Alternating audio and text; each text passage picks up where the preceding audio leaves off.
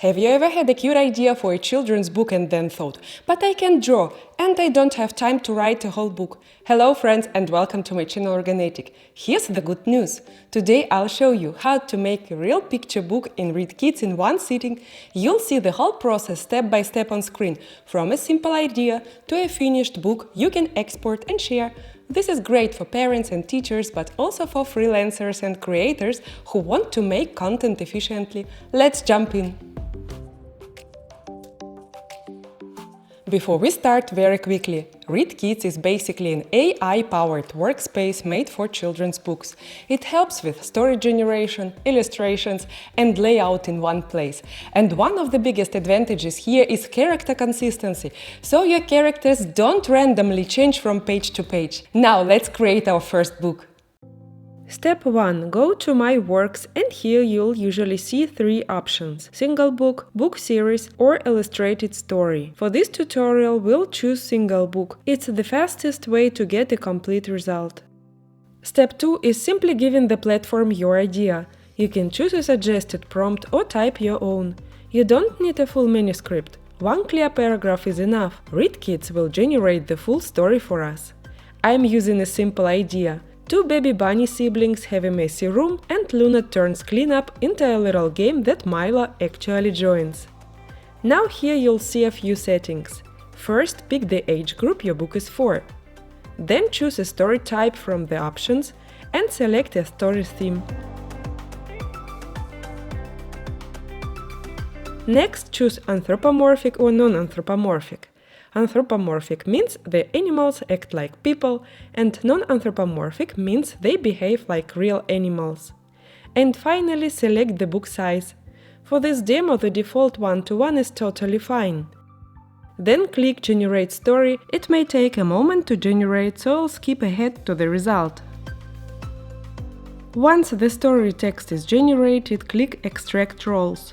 Readkidz will identify the characters. For this story we want just two, Luna and Milo. Next, choose a visual style and stick with it so the book looks consistent. For this bunny story I like a soft plush children's illustration style. It looks cozy and modern. For each character we click Generate and wait a little bit till the process is completed. Now we have a few character options for each bunny. So what's left to do is to pick the one you like the best. Then do the same for the second bunny. Small detail: I like giving each character one easy visual difference, like a color or a little accessory, so they stay recognizable on every page. Then click Next. Now you'll see the storyboard. This is your cover and all the pages. When you are ready, click Generate to create the scenes and images. As each page finishes, you can click into it if you want, edit the text, tweak the scene prompt, or regenerate an image.